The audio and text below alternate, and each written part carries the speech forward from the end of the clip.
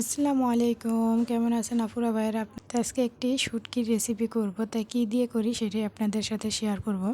এখানে টমেটো, কাঁচা টমেটো আছে, বেগুন আর হচ্ছে যে আলু আর হচ্ছে মূলা, এই 3-4টা উপকরণ দিয়ে আজকে আমি শুটকি রান্না করব।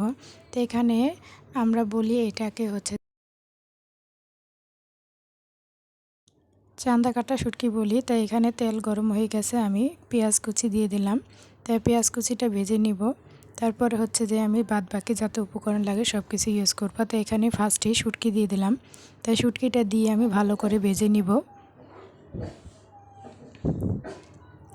শুটকিটা তেলে ভেজে নিলে আরও ভালো হয়, তাই আমি পেঁয়াজের সাথে ভেজে নিলাম। পরিমাণ মতন এবার পানি দিয়ে দিলাম। তো একে একে করে সব মশলাগুলো দিয়ে দেবো।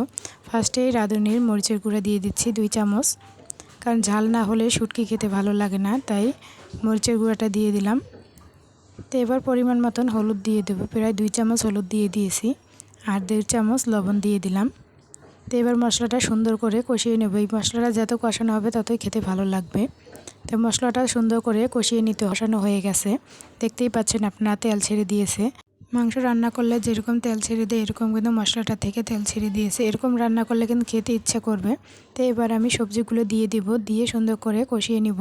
তা আমি চেষ্টা করি প্রত্যেক শীতের মধ্যে বরবটি, তারপর হচ্ছে যে ঢেঁড়স, এগুলো দিয়ে রান্না করা। 4-5 পদের সবজি দিয়ে কিন্তু শুটকি রান্না করলে খুবই মজা লাগে।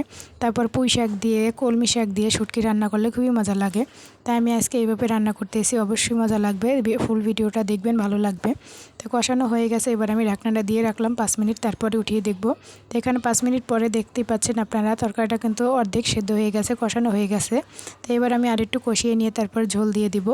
তো তরকারিটা কীভাবে কষাই কি আপনারা ফুল ভিডিওটা দেখবেন, ভালো লাগলে অবশ্যই একটা লাইক কমেন্ট করবেন।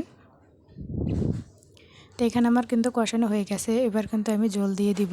তো এবার ঝোলের পানিটা আমি দিয়ে দেবো পরিমাণ মতন। তো আমার সেদ্ধ কিন্তু আগেই হয়ে গেছে তরকারিটা, তো আমি অল্প পানি দিয়ে দিব। আর শুটকির তরকারিতে এমনিতেও অল্প পানি দিলে ভালো হয়, সেদ্ধ হয়ে যায় তাড়াতাড়ি। তো এটা তো একদম পুরো পুরো করবো, তার জন্য বেশি পানি দিতে হয় না। তো এবার আমি ঝোল দিয়ে ঢাকনা দিয়ে রাখবো, 5 মিনিট 10 মিনিট জাল দিলেই হয়ে যাবে আমার তরকারিটা।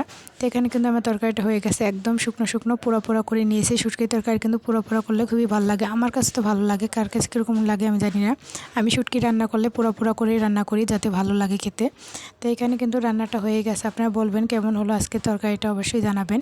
তো এখানে কিন্তু দেখেন আমার তরকারিটা কালারটা কত সুন্দর হয়েছে। তো এখানে ফাইনাল লুক। অবশ্যই ভালো লাগলে চ্যানেলটি সাবস্ক্রাইব করে পাশে থাকবেন বন্ধুরা।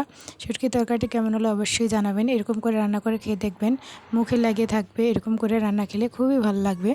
আমি তো খেয়ে থাকি এইভাবে রান্না করে, অবশ্যই আমার বন্ধুদের সাথে শেয়ার করলাম, তাদেরকে ভালো লাগবে। আল্লাহ হাফেজ বন্ধুরা, ভালো থাকবেন, সুস্থ থাকবেন।